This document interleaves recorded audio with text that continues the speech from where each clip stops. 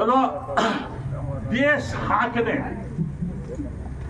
सरकार हाँक्ने व्यक्तिहरूलाई मैले कसरी देखिराखेका छु भनेदेखि सर्पको मुखमा यो विगतको निर्वाचनमा पनि मैले उहाँलाई त्यो किसिमले देखेँ र एउटा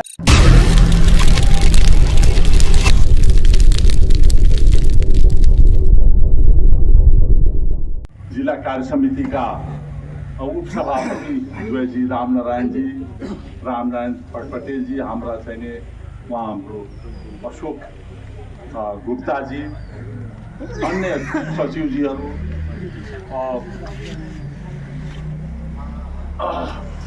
जिला कार्य समिति का अन्य पदाधिकारी गणजीहरू मंचमा आसीन पुराना वहाँ राजन हाम्रो माननीय एकजना अर्को कीर्तिपुरका हाम्रो काठमाडौँ कीर्तिपुरका हाम्रो चाहिँ अत्यन्त हाम्रो आदरणीय अतिथि र बहुत लोकप्रिय नेता काठमाडौँका हाम्रो अत्यन्त लोकप्रिय नेता उसले उहाँले प्रचण्डलाई पराजित गर्नु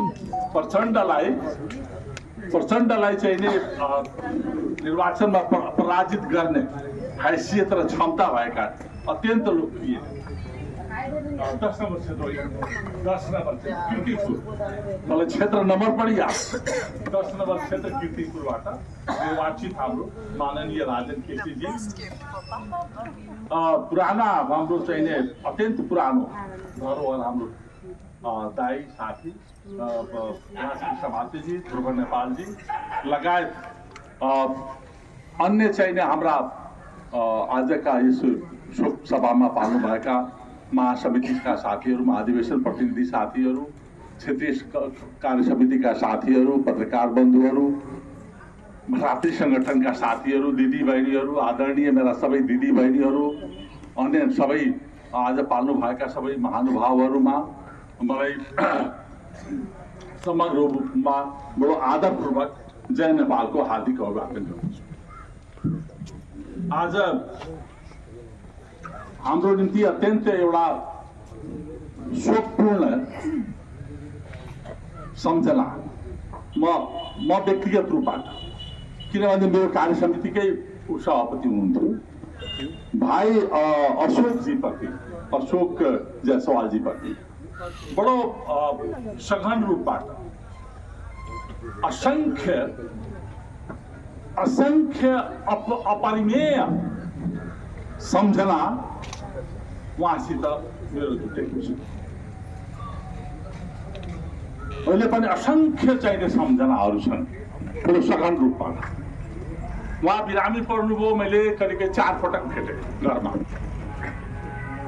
र बडो चाहिँ दुःख के लाग्यो भनेदेखि उहाँलाई एकपल्ट मैले भने पनि दिल्ली जानुहोस् भनेर पनि मैले भने दिल्ली पनि जानुभयो 3-4 पटक र तर उहाँलाई यस्तो किसिमको रोग लाग्यो जसको चाहिँ उपचार नै थिएन र तर जसरी चाहिँ हाम्रो श्याम पटेलजीले भन्नुभयो म त्यो मेरो नोटिसमा छ। घरका मानिसहरू यति सराहनीय, उहाँको श्रीमती उहाँका छोराछोरीहरू सबैजना यति सेवा गर्थे त्यति धेरै लामो समयसम्म उहाँ बाँच्नुभयो। केही कुराहरू त नियतिका खेलहरू, नियतिको खेल हामी भन्छौँ अथवा प्रारब्ध भन्छौँ, जे भन् केही कुराहरू छ जो हाम्रो चाहिँ बसमा छैन, हामी त्यसलाई टार्न पनि सक्दैनौँ अथवा हाम्रो क्षमताभन्दा बाहिरका एउटा मानवीय शक्ति र सामर्थ्यभन्दा बाहिरका कुराहरू हुन्छन् जसको कारण चाहिँ उहाँ धेरै चाँडै उहाँ हाम्रो बिचबाट उहाँ जानुभयो। हाम्रो बिचमा आज हुनुहुन्न, आज हामी शोकाकुल छौँ। त्यस कारणले म आजको यस शोक सभामा म धेरै कुराहरू म राख्न चाहन्न, तर म छोटो शब्दमा के भन्न चाहन्छु भनेदेखि उहाँको सबै सम्झनाहरूलाई एउटा चाहिँ मैले आफ्नो साँच्चै भन्यो भनेदेखि एउटा मेरो मैले लेख्दाखेरि पनि धेरै कुराहरू अत्यन्त भद्र पुरुष हुनुहुन्थ्यो, सहयोगी अत्यन्त विचारवान व्यक्ति हुनुहुन्थ्यो, सकारात्मक सोच भएका मानिस हुनुहुन्थ्यो त्यसमा कुनै चाहिँ मलाई कहिले पनि दुविधा भएन र हामीले त्यो कार्य समितिलाई पूर्णकालिक रूपबाट हामीले चाहिँ चलायौँ र उहाँको आत्माको चिर शान्ति र वैकुण्ठ वास होस् भन्ने भगवान पशुपतिनाथसित प्रार्थना गर्दछु। सबै देवता कुल देवता उहाँका जे हाम्रा देवताहरू छन्, हाम्रो वैदिक परम्परामा हामी सबै आफ्ना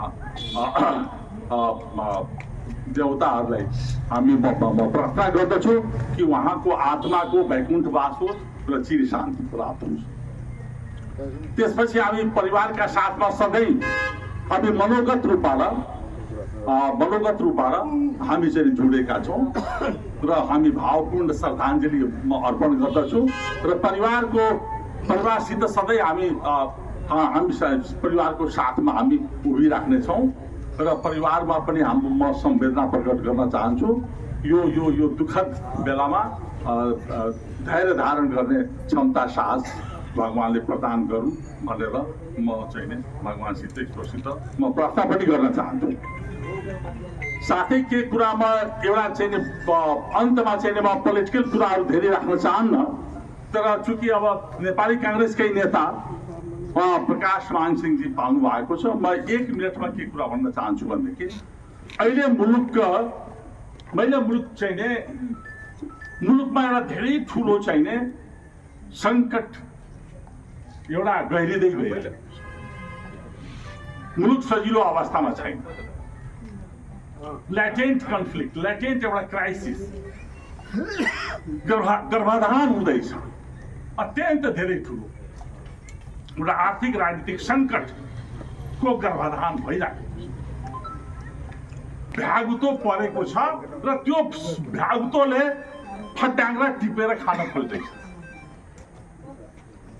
अहिलेको देशको चित्रण गर्ने हो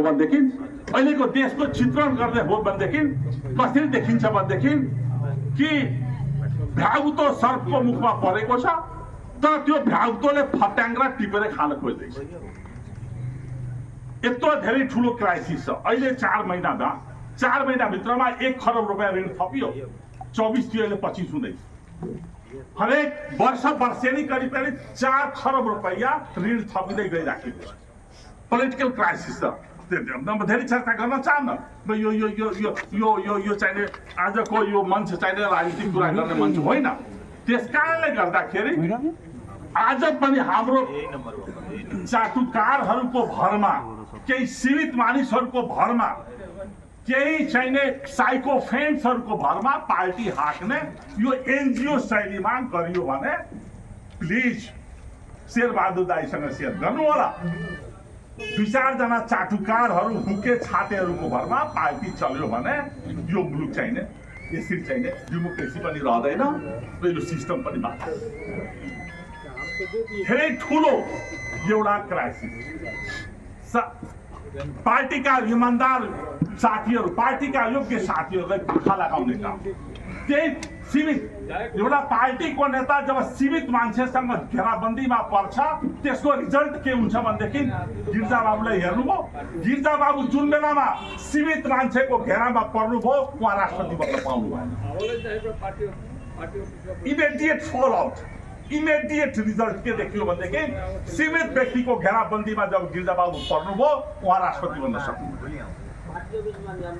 त्यस कारणले पुराना साथीहरू, एउटा नागार्जुनको एउटा हिन्दीमा कविता छ, नागार्जुनको एक बडो क्रान्तिकारी बिहारको एकजना नागार्जुन कवि हुनुहुन्थ्यो। नागार्जुन कविले एक लाइनमा एउटा कविता के लेख्नु भएको छ कि जब किसान चिलचिलाती धूप में गेहूं को बोया और काटा। बडो सिंपल शब्दमा उहाँ कविता लेख्नु, बडा सिंपल शब्दमा। धेरै ठुलो राष्ट्रिय पुरस्कार पाउनु भएको उहाँ कवि हुनुहुन्थ्यो नागार्जुन। यही बिहारको हुनुहुन्थ्यो। तपाईँको चाहिँ जब चिलचिलाती धूप में किसान ने गेहूं को बोया और काटा तब शहरों के दुकानों में खाने के लिए मिला आटा। जब चिलचिलाती धूप में किसानों ने गेहूं को बोया और काटा, तब जाकर के शहरों की दुकानों में खाने के लिए मिला आटा। सिंपल शब्द में आज जुन देशमा लोकतन्त्र बहाली भयो त्यसमा कसका योगदान हुन्छ, कस्ता व्यक्तिहरूको योगदान हुन्छ, कस्ता व्यक्तिहरूले चाहिँ आफ्नो प्राणको बाजी लगाएर लागे। तर आज कस्ता कस्ता किसिमको चाहिने के छ भनेदेखि तपाईको साइकोफेन्ट्सहरू, चाटुकारहरूले घेराबन्दी गरेर त्यसकारण त्यसले भन्छ प्लुटोक्रेसी। डेमोक्रेसी होइन, यो प्लुटोक्रेसी हो। प्लुटोक्रेसी भनेको धनतन्त्र, धनतन्त्र, लोकतन्त्र होइन, धनतन्त्र। अंग्रेजीमा भन्छौँ हामी प्लुटोक्रेसी। आज नेपालमा त्यो हाबी भइराखेको छ। अन्त्यमा म धेरै कुरा राख्न चाहन्न। अन्त्यमा फेरि एकपटक म भाइ अशोक जायसवालजीको सम्झनामा अपरिमेय आफ्नो तर्फबाट भावपूर्ण श्रद्धाञ्जली अर्पित गर्दै म बिदा हुन चाहन्छु। धन्यवाद। उहाँ सदैव सक्रिय हुनुहुन्थ्यो। उहाँले पटक पटक घडीघडीमा कुनै अवसरमा मलाई फोन गरेर सल्लाह सुझाव र पार्टीको लाइनमा एउटा अनुशासित बन्न र आफू पनि अनुशासित भएकोले होला बडा उहाँले पार्टीकै लाइनमा सल्लाहहरू दिनुहुन्थ्यो। र केही अनेक समयमा जब पार्टीलाई कुनै किसिमको एउटा सल्लाहको आवश्यक परेको बेलामा अशोकजीले बडा राम्रो सल्लाह पनि दिनुहुन्थ्यो। र उहाँले पार्टीको नेतृत्वलाई जहिले पनि पार्टीको नेतृत्वसँग झगडा गर्ने, पार्टीको नेतृत्वसँग माग्ने, पार्टीको नेतृत्वसँग सबै कुरा राख्ने, तर अन्तमा पार्टीले जुन निर्णय गरेको छ त्यो निर्णय मान्ने व्यक्ति हुनुहुन्छ। मिलनसार, राम्रो व्यक्ति, असल व्यक्ति हुनुहुन्थ्यो। र मलाई लाग्छ उहाँ गइसकेपछि एउटा राम्रो सल्लाहकारको कमी मैले महसुस गर्ने व्यक्तिगत रूपमा र पार्टीगत रूपमा एउटा त्यस्तो व्यक्तिको जुन कि पार्टीभित्र सदैव पार्टीलाई बलियो बनाउन, पार्टीलाई सधैँ अनुशासनमा 2007 सालमा सायद वीरगन्ज कब्जा नभएको भए सायद यो मुलुकमा प्रजातन्त्र आउँथेन। त्यो इतिहास भएको पर्सा जिल्लामा आज 4 सिट हामीले जिते, 5 सिट हामीले जितेको ठाउँमा हामीले 1 सिट पनि जित्न सकेनौँ भनेर अत्यन्त चिन्तित भएको मैले उहाँलाई पाएको छु। एक पटक मात्रै उहाँलाई भेटेको।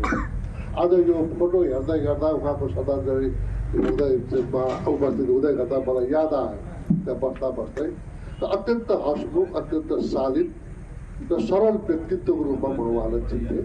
एकै पटक मात्रै मैले उहाँलाई भेटेको हुँ र आज उहाँको पार्थिव शरीर हाम्रो बिचमा छैन। तर पार्टी एक हुनुपर्छ, पार्टी नेपाली कांग्रेस बलियो हुनुपर्छ र नेपाली कांग्रेस बलियो भए मात्रै यो मुलुकमा प्रजातन्त्र बलियो हुन्छ। प्रजातन्त्र बलियो भएपछि मात्र यो मुलुकले समृद्धि प्राप्त गर्न सक्छ भनेर उहाँको अटल विश्वास थियो। उहाँको मेरो 10-15 मिनटको मैले